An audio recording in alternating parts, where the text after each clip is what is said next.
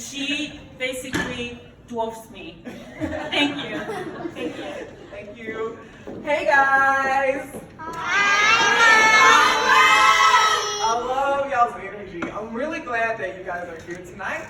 For those of you who don't know, my name is Jasmine Cochran, and tonight I'm going to talk to you about failure. Raise your hand if you have ever failed anything, and you are in this room. Me too, right? If your hand is not up, then you are a liar and we don't trust you. All right, so here's what we're going to talk about tonight. Failure. Sometimes we fail and we feel like it's the end, right? What am I going to do now? Where am I going to go from here? And I'm going to tell you tonight exactly what you can do after you fail to be able to move forward in your life. All right, here's what I want you to do first. Before we get into that, here's what I want you to do. Take a deep breath. Exhale. And we're going to get to know each other a little bit before I start. So here's what I want you to do. I'm going to give you 10 seconds to think about the biggest success you have ever had. What is the best thing that you have ever done? And this goes for the parents too, not just the students. So maybe you run a successful business, or maybe you have a 4.003 GPA, or maybe you can cook really well, or the shoes that you're wearing tonight are amazing, right? But something incredible that you have done in your life, when I say 3, you are going to shout it out, all right? You're going to just say it as loud as you can. What is the best thing that you've done in your life? 10 seconds to think about it, all right?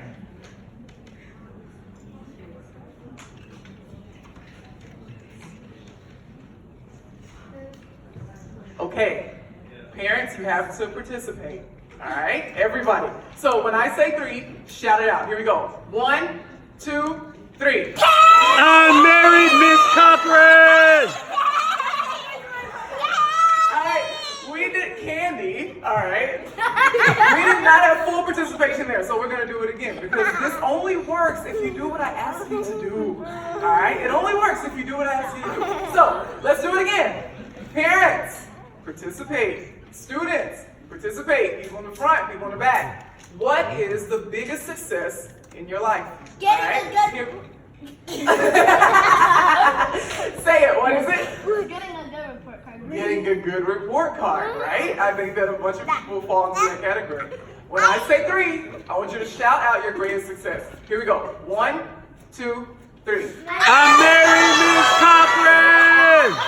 All right. That was a little better. That was a little better. Now, quiet. Now here's what I want you to do.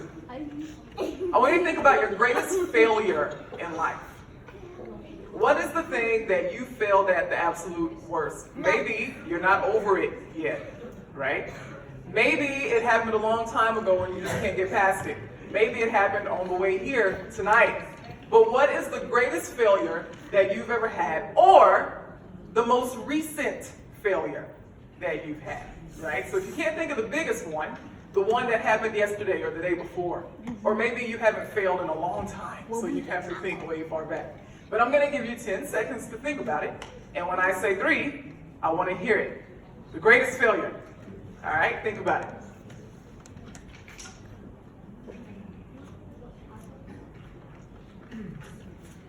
Okay, here we go. 1, 2, 3. I met you some guy on Facebook! All right, now, I was looking around, and some of the people who were very willing to share their greatest success did not say one word when it came to sharing their greatest failure. Some people did, like very enthusiastic Jael, my daughter. And I think that's great. But I think that if you are one of the people who was able to share a success, but you were not so confident to share a failure, it says a lot about humans, about humanity. Because we know in theory that nobody's perfect, right? But when it comes to us individually, we can't let people know that we're not perfect. So what do? We present ourselves as wonderfully as we can. We get in the mirror for a long, long time before we leave the house. We make sure that we say the right thing and we do the right thing. And if our children don't say and do the right thing, then we scold them. Don't you embarrass me. Don't you embarrass us, right? Why is that? Because we have this idea of perfection. And most of us want to be on that side. But we think that if we fail, no matter what the failure is, that it makes us inferior, that it makes us less than. Tonight we're going to learn how to put failure in its place. Because failure should not be something that we're embarrassed about. If we put failure in its place, then it becomes one of our greatest teachers. So, here we go. Can you say this word? Picayune. All right, everybody repeat after me. Picayune. Picayune. Picayune. Now, this is straight from dictionary.com, which I honestly believe is my favorite website. If they did a check to see who was on dictionary.com the most, it was probably me. I love dictionary.com. Let's look and see what this word means, okay? It means of little value or account, small, trifling, a picayune amount of something. It also means petty, carping, or prejudiced. I didn't want to seem picayune by criticizing her. This is a coin. It's a very small coin. It's a very small Spanish coin, and it is worth hardly nothing. Its worth is very insignificant. So, if we were going to say, hey, what is a picayune, or what is picayune? It is small, it is worthless, it is meaningless, and it is also the name of my hometown. Picayune, Mississippi.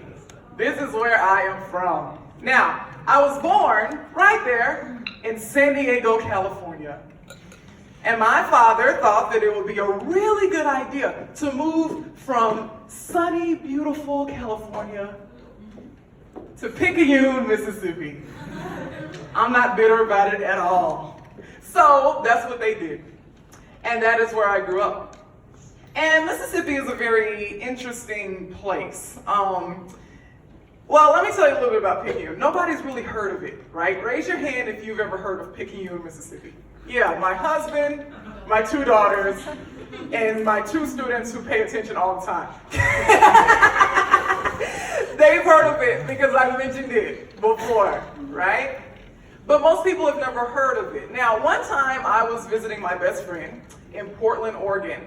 And this was a few years ago, and we were watching the news. And we were talking, but the news was on, and we heard the words Picayune, Mississippi. So we were like, what? Why in the world is Picayune, Mississippi on the news in Portland, Oregon? So we turned the television up.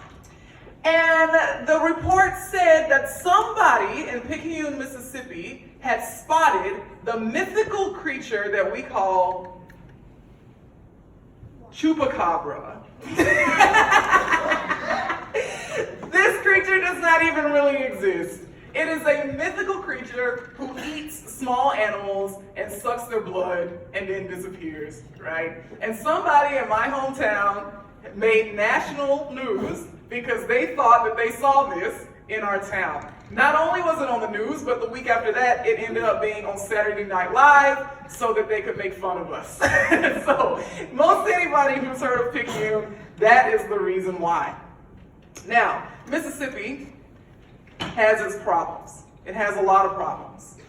There are good things there, but I did a quick search to give you an idea of where I'm from.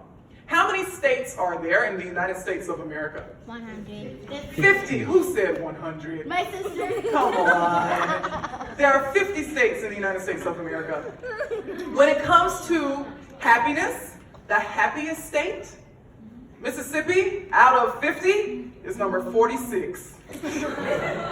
When it comes to the best overall place to live, Mississippi is 49. When it comes to education, also 49. When it comes to obesity, 49. When it comes to poverty, you know what poverty is? No. Raise your hand if you know what poverty is. What is poverty? Nothing. No, it's the opposite of rich. Yeah. Very, very poor, okay? Mississippi is 51. Yeah. When it comes to teen pregnancy, Mississippi is number 3, the 3rd highest rate. Just to give you an idea, right? But Mississippi is number 1 in philanthropy. Who knows what philanthropy means? What is philanthropy? Yeah. It's giving to help your fellow man. Giving to help your fellow man. So even though Mississippi is almost the poorest state, well, no, number 51 in poverty, right? Because they counted Washington, D.C. for that one, right? So number 51 in poverty, people in Mississippi are very giving people. They're very loving people. Now, Mississippi has a lot of problems, but there's also a lot of love and support there.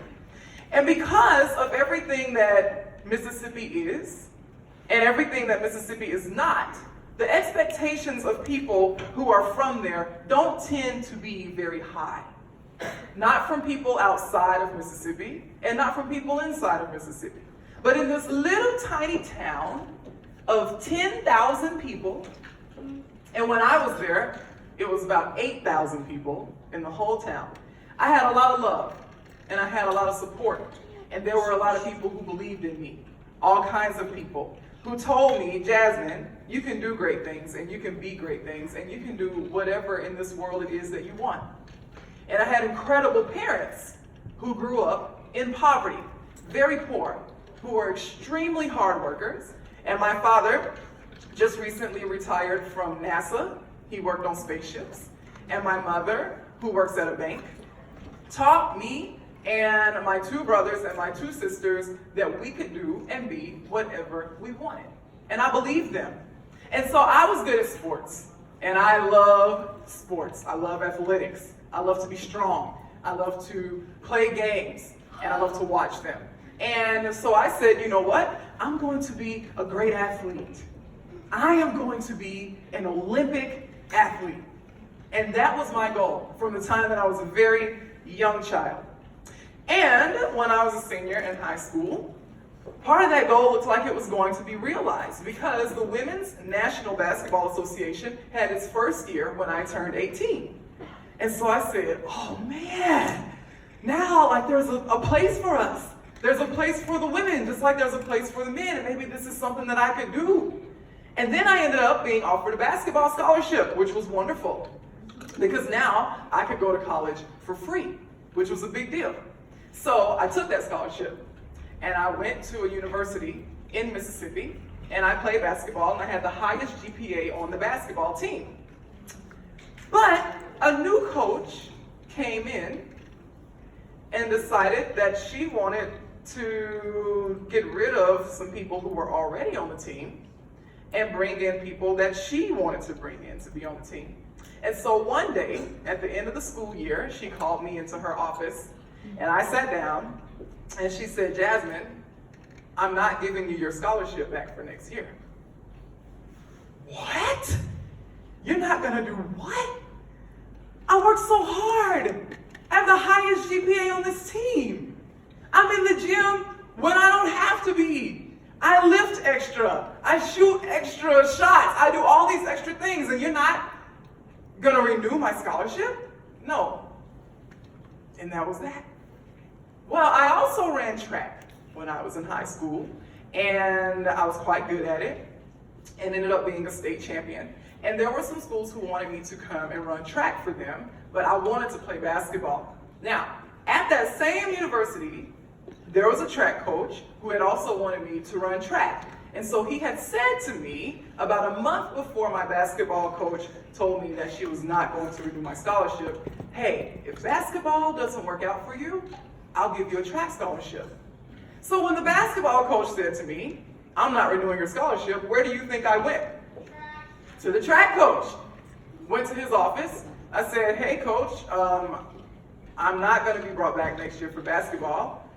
And I competed for you this year and got points for you, and you said that you would give me a track scholarship if basketball didn't work out. And do you know what he said? No, I changed my mind. So here I was, somebody who had worked extremely hard for all these years to reach this goal of an athletic scholarship and had gotten it, and just like that, not because of anything I had even done wrong, but because of the way that somebody was feeling, it was gone. And I was 19 years old, and I had never, ever felt such failure in my life. Now, there were some things that I had failed at before, like chemistry.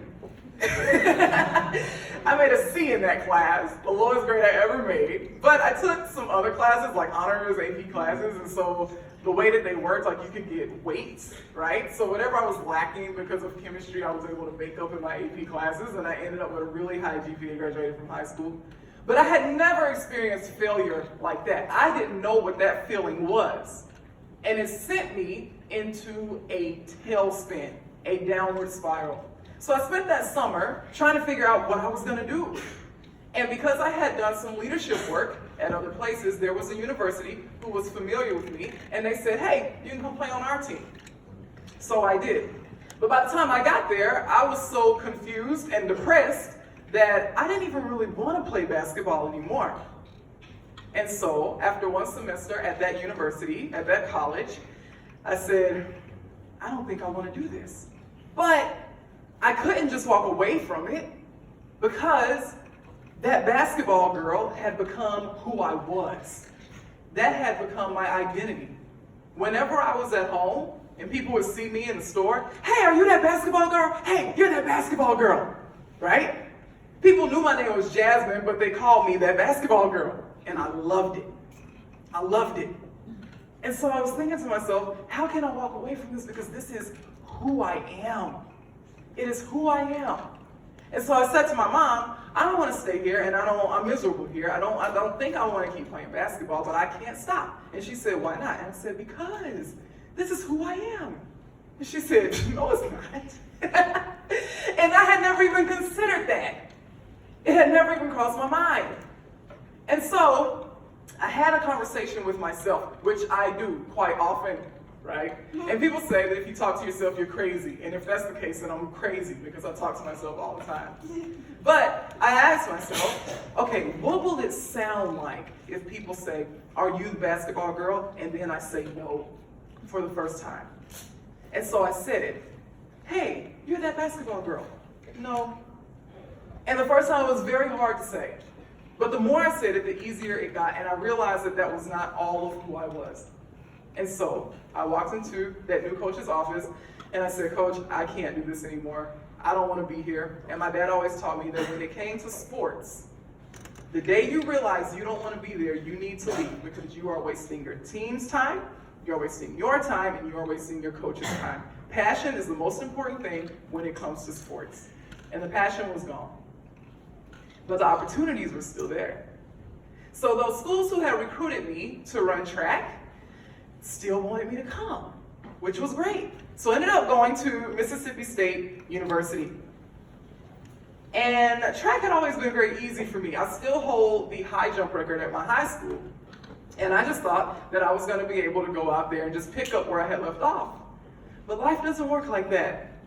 And so I get out there to the track at Mississippi State University, and I am garbage. Things that I used to be able to do so easily, I just couldn't do them anymore.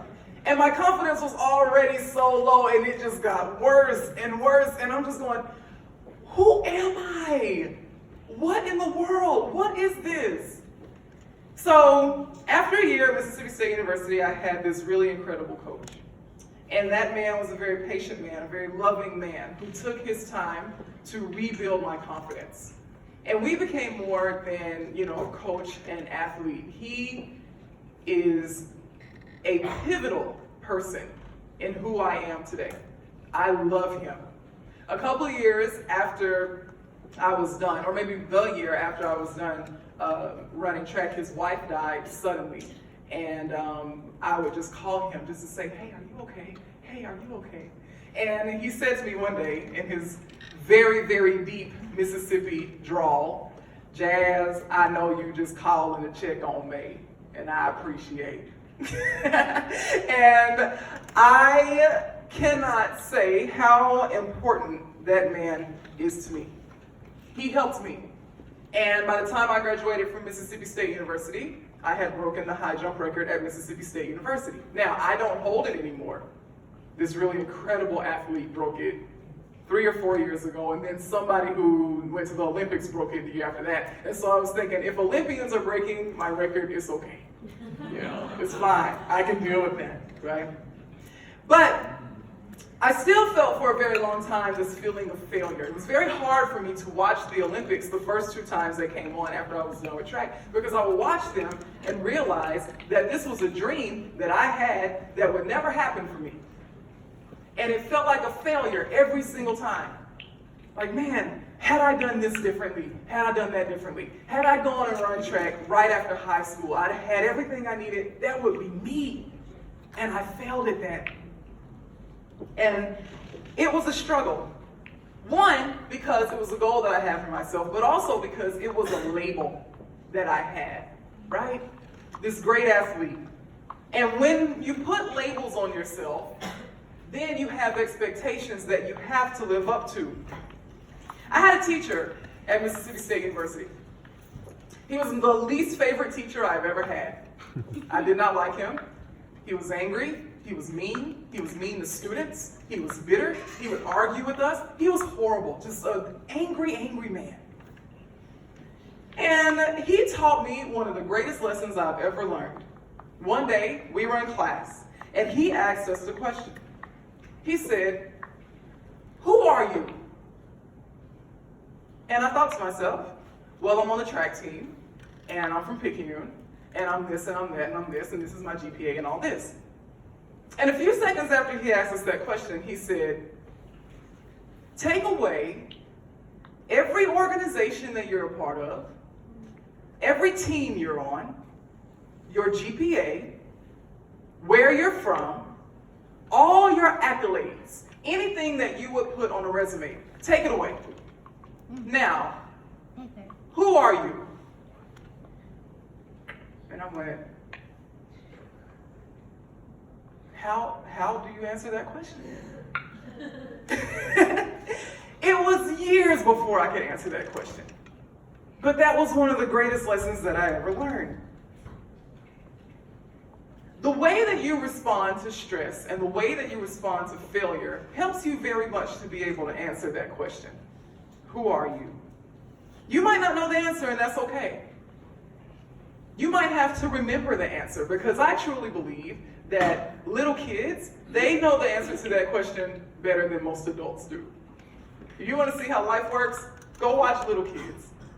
Before they're affected by all the labels and all the expectations and all the things that they're supposed to be, that they've been told that they are supposed to be, they know who they are. And it's beautiful to watch. And when we don't, when we can't yet determine that answer, then what we do is what people expect us to do. We start to fall in line with those labels. And it all is because of our perception. Who in here knows who John Milton is? I knew one hand would go up. I knew one, two, yes, okay, 2 hands. John Milton is said to be, behind Shakespeare, the greatest English writer that there ever was. I'm a big fan of John Milton. He wrote Paradise Lost. Anybody ever heard of Paradise Lost? Yes? Okay, so this is John Milton. He also wrote a pamphlet that I love very much called Areopagitica. It's amazing, and my favorite quote is from that pamphlet. But this is a quote from John Milton. He said, "To be blind is not miserable. Not to be able to bear blindness, that is miserable. And in the same way, to fail at something is not miserable.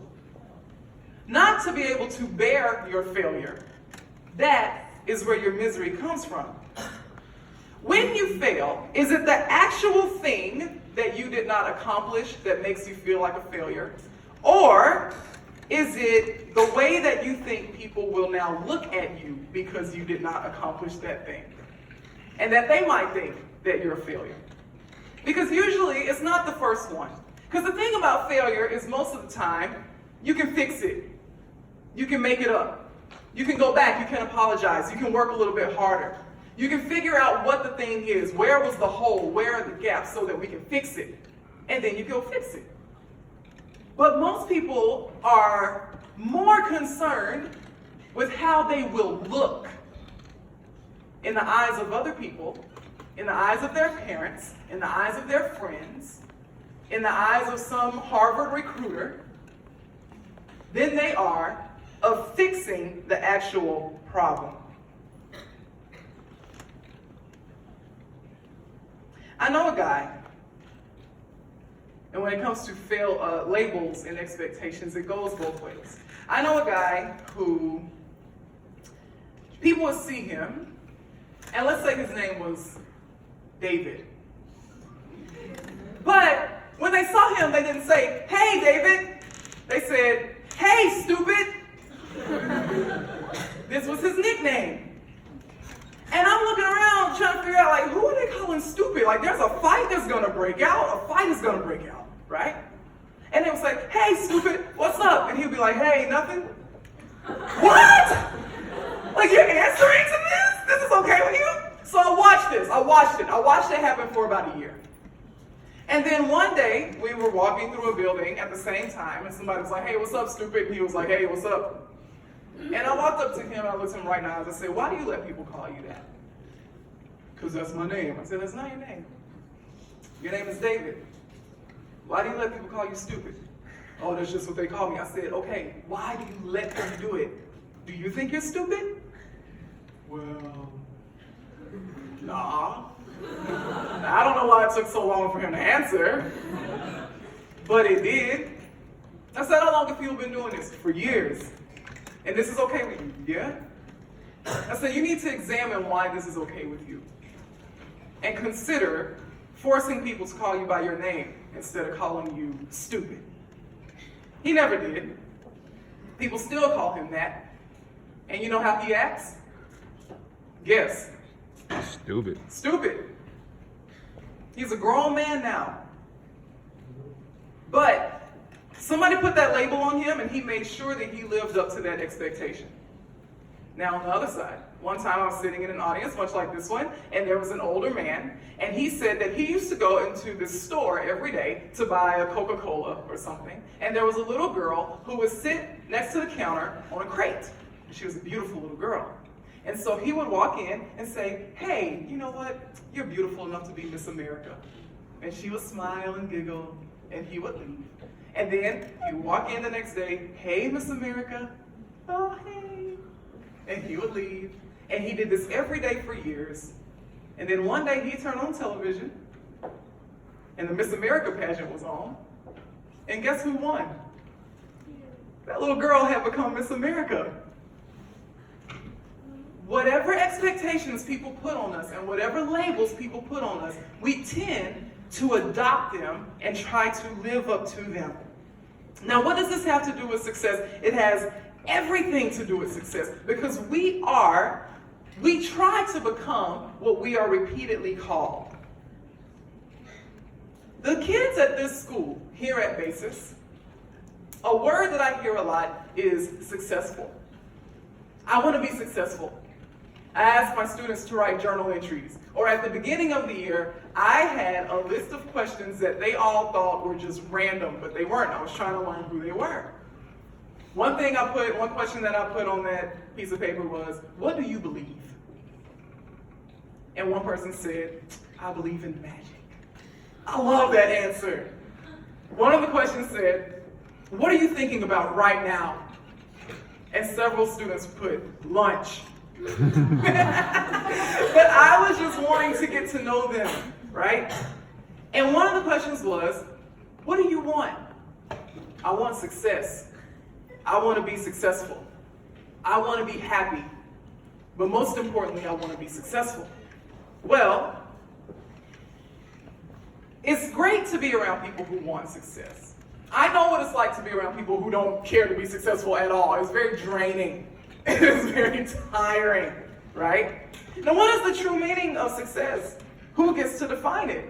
We can look in the dictionary and it will say the accomplishment of an aim or a purpose. But who determines your aim? Who determines your purpose? This is the beautiful thing about success, because this is the part that we get to decide for ourselves. Now, several people are doing what they're doing in this world because somebody told them to. You should do this. You should be this. You should major in this. This is the job that you should get. And people go, oh, okay. And before you ever even have the time to consider who you are, what you want, what your gifts are, it's already been decided for you. Maybe in the labels people give or the jokes that people say. And you believe them and you fall in line with them. But your power is right here to be able to define your purpose. I had a goal. My goal was to be an Olympian. I did not reach that goal. I failed at that. But was that my purpose in life? Not even close. For a long time, I thought it was, but it wasn't. And I hope that your purpose in life is much bigger than achievements and accolades and GPAs. I hope that your purpose in life is not really something that you can put on a resume to make it look good so that somebody can call you up and offer you money to go to school. Your purpose can shift and it can change and it can grow from day to day as you do. And sometimes you're going to fail at things that fall in line with your purpose. You're going to have moral failures. You might have physical failures. You might have emotional failures. You might have mental failures. And they are all okay. They are all part of being human and growing. And there are so many people who are so scared. You're so scared to fail that you do nothing. I had a student who would not write an essay. I asked him, why are you not writing your essay? Why? You don't ever do it. He said to me, because I'm going to fail it. I said, well, if you don't write it, you're definitely going to fail it. You've done it more than once. And he said, I just am scared. I said, okay, listen. I understand not wanting to feel the feeling of failure. But you think you're winning because you are ensuring failure. You're saying, I am going to make sure that nothing else makes me feel bad. So I'm just not going to do it. But there is no growth in that. And there is no dignity in that. And all that is that you don't want to feel a certain way. You don't want to feel a certain emotion. So you put up some kind of wall so that you don't have to feel this emotion. But the cool thing about emotions is they are signs that tell us something that we need to know. It's okay to feel them. It's okay to have them. But what's not okay is to let them control you. Emotions are good. Stress is good. But when these emotions become everything, they become anxiety and depression, and that is not so good. Now, here at Basis, if you go to the website and you scroll down to the bottom, it says 100% of our students go to college. That's wonderful, right? Like, that's an incredible number. But I have students all the time who say to me, I'm not going to get into college. I made an 80. Nobody's ever going to want me at that college. And I just go like this. Really? And they go, I'm never going to get in. And I go, when you say college, do you mean college or do you mean Harvard? Harvard, of course. And I go, well, because of sheer statistics, you probably won't even get in Harvard. So let me go ahead and give you that disappointment right now, right? But there's more than one college. There are incredible colleges. There are incredible opportunities for you. And the students go, but if I don't go to Harvard, I'm a failure. Well, I didn't go to Harvard, and I don't feel like a failure. I mean, I think I'm doing pretty good in life, right?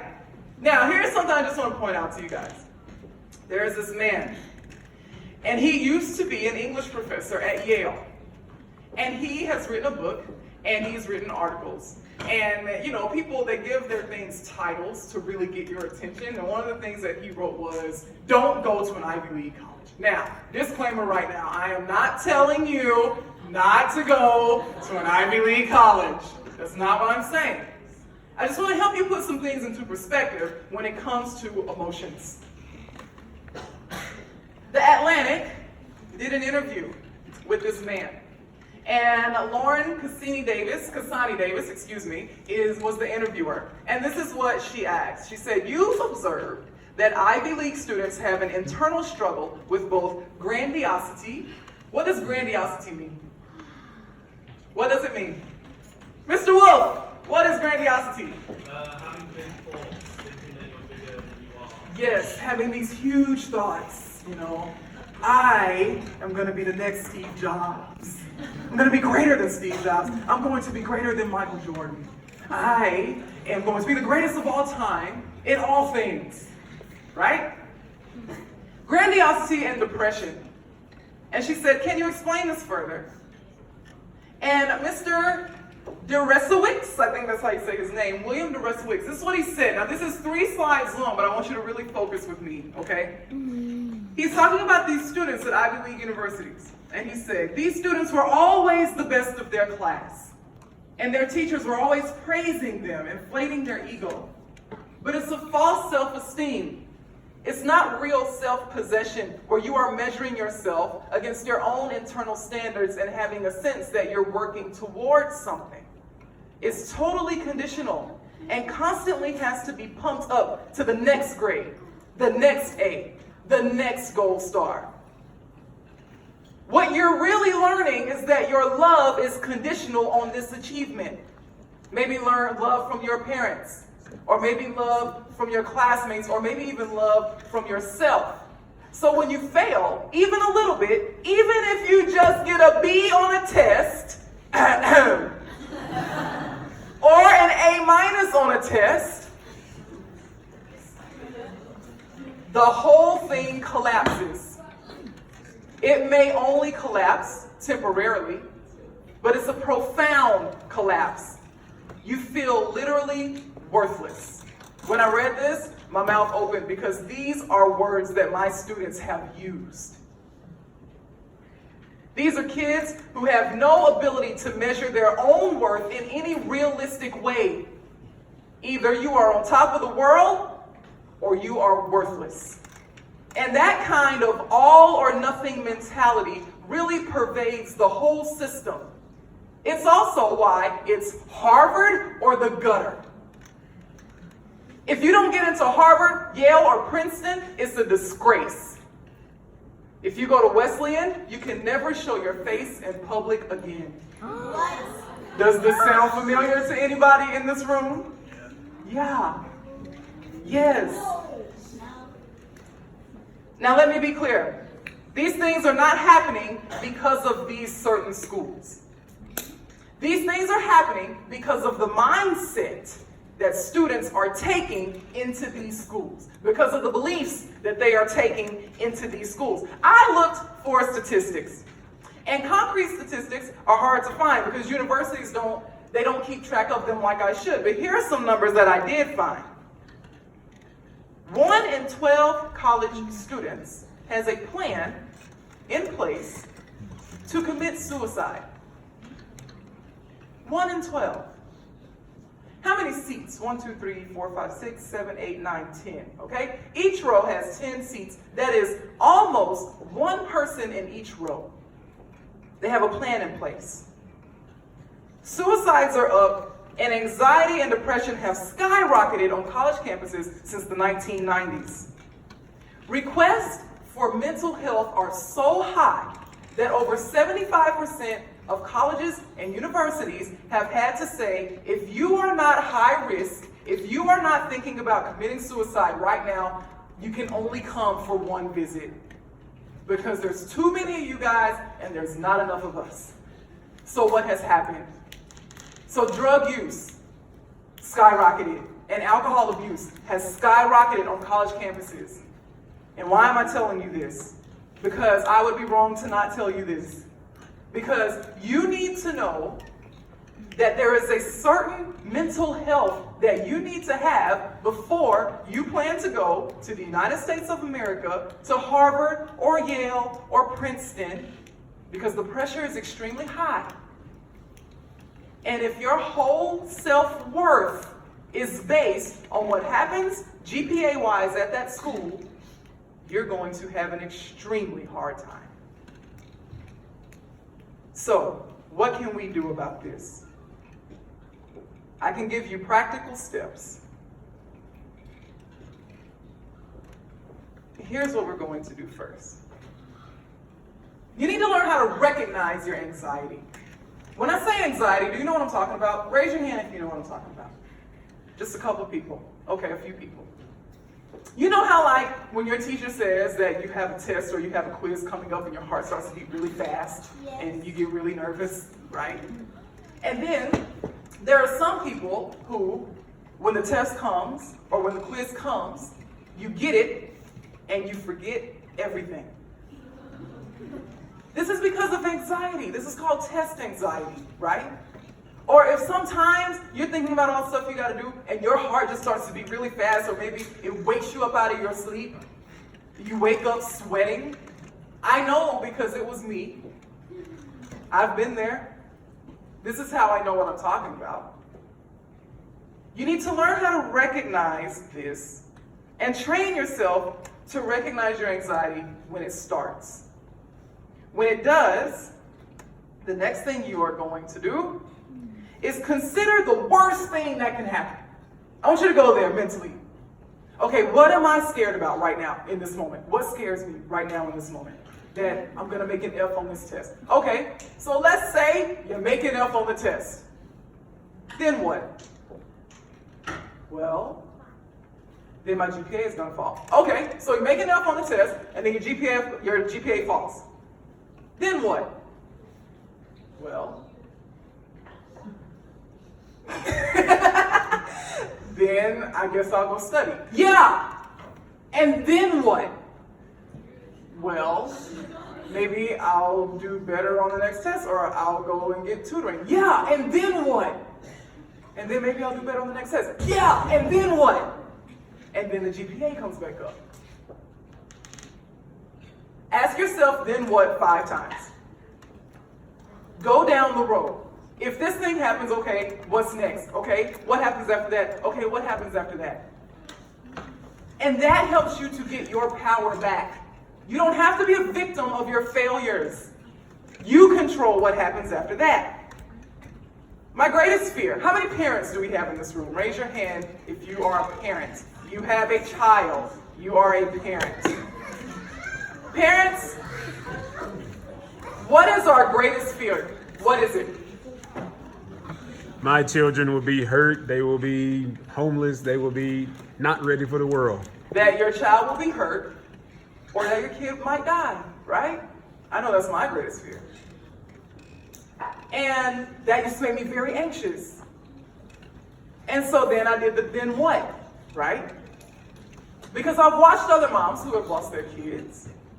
They lose their child, and then what? They grieve for a very long time, and they say that they feel a hole for the rest of their lives. And then what? Well, they all do different things.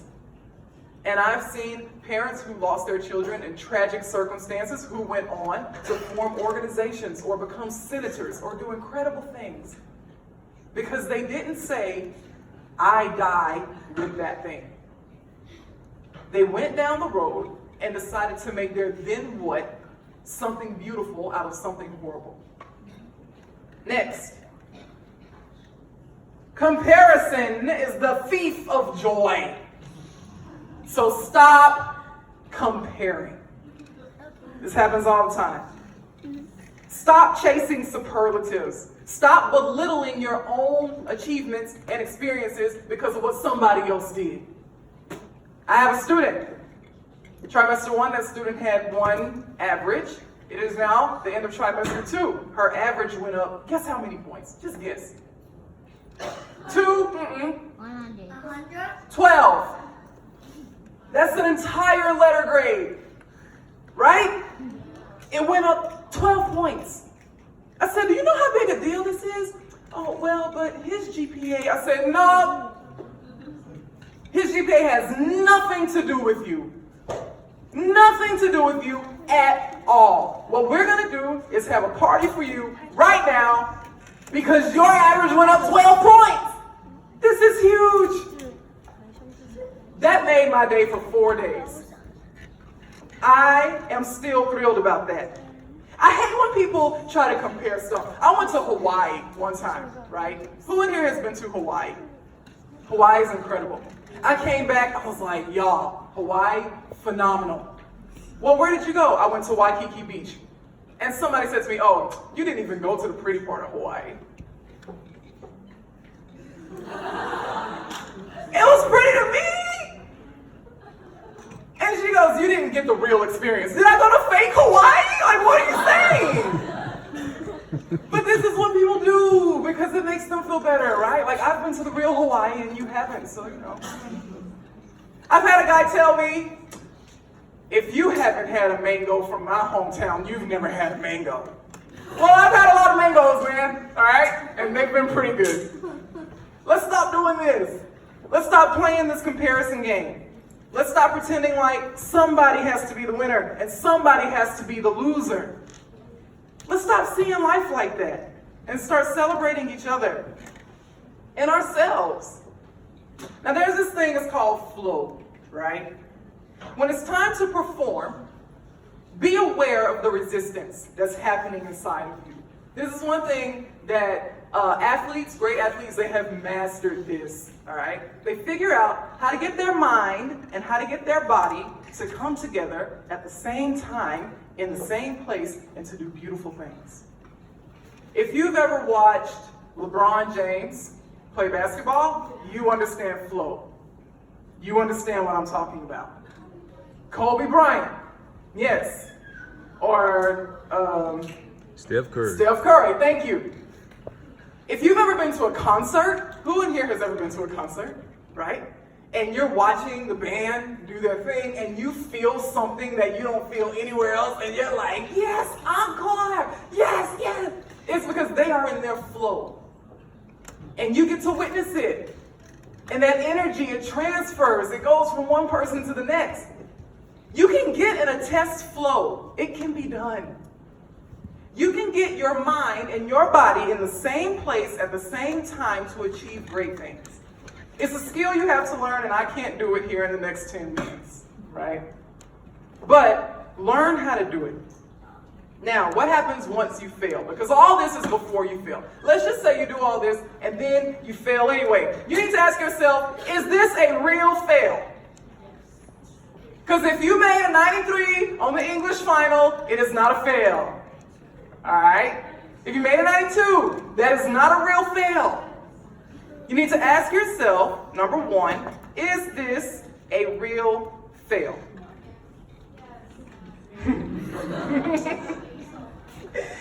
Now, you need to be practical. And you need to feel what you feel. And I'm not ever saying that you need to dismiss the feelings that you have. Don't do that. Sit with them. Feel how you feel, right? But ask yourself, is this real? If it is real, then you have 24 hours. You have a 24-hour limit to feel how you feel about it. Be mad, be sad, cry, be angry. Go home, put your face in a pillow, and scream. But you have 24 hours, and that's all. After 24 hours are done, now it's time to move on. Now that doesn't mean that all the feelings about that thing are going to go away. But what it means is that you're going to shift your attention from your failure to your then what. So 24 hours, that's it. That's all you get. And then we are going to plan. Pinpoint where and why you messed up, and then devise a plan on how to improve that thing. Refocus. I love it when students come to me and they say, Ms. Cochran, how can I get better? My heart flutters when that happens. Because these are people who really care. And I say, this is what we're gonna do. And however long it takes, We sit there, we come up with a game plan, and then we work that plan. And the results are beautiful. They are just beautiful. Then you gotta celebrate, because here's the truth of the matter. You didn't do everything wrong. Nobody ever does everything wrong. If you made a 60% on a test, you got most of it right. Have you ever looked at it like that? Like, at the beginning of that unit, you probably knew nothing. And now you know 60% of that stuff. Now, are we going to turn a backflip? I once did have a student, though, who was very excited about his 65. Very excited. But you didn't do everything wrong. You did something right. So look at what you did right and celebrate what you did right. And then, this is a trick of the masters. Visualize yourself being successful. Visualize yourself. Sit there and see it. When you get that test paper, don't flip it over and frantically begin to answer questions. Just sit there for a minute. Visualize yourself being calm. Visualize yourself answering the questions the right way. Visualize yourself in 2 or 3 days getting up, walking to the teacher's desk, looking at that paper, and having the grade that you want. Because if you can imagine something, you can have it. I'm a firm believer. If you can imagine something, you can have it. Will you always have it? Nope. But can you have it? Mm-hmm. A lot of it has to do with your work ethic, a little bit of luck. The stars have to align sometimes, right? But can you have things? Yeah, you are worthy of your imagination. You are worthy of the things that you imagine. You will have physical fails, you will have emotional fails, you will have mental fails. I have failed so many times, and I continue to fail, but I am no failure. I understand what my purpose is in life, and it's to live. And that's your purpose too. To live, to go through each day, accepting yourself, accepting the people around you, and being who you are, and feeling what you feel, and experiencing what you experience, and doing it with dignity and doing it with grace. That is life. That's why we're all here. I've made many accomplishments in my life. I have. And I have failed so many more times than I've accomplished things. So many more times. But the thing is, you have more power than you think. You're much more powerful than you believe you are. And your greatest power is learning how to understand, control, accept, and appreciate yourself. Hopefully, sooner rather than later, if somebody ever asks you, who are you, you will be able to answer that question without a number. Without some piece of paper that was printed with an accolade that somebody gave you. That you'll really be able to answer that question. But if you live your life being and doing what somebody else wants for you, then you miss life. That person gets to live 2 lives, and you don't get to live at all. And that is unfair to yourself and to the people around you. Thank you for coming.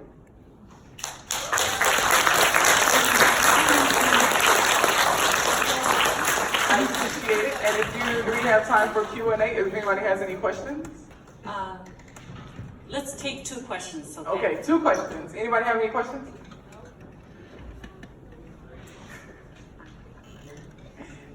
All right. I am so glad that you guys came out tonight. I hope you get a good night's sleep tonight. Thank you all very much. Tomorrow. Thank you, Ms. Cochran. Thank you very much for this inspiring talk. Let's give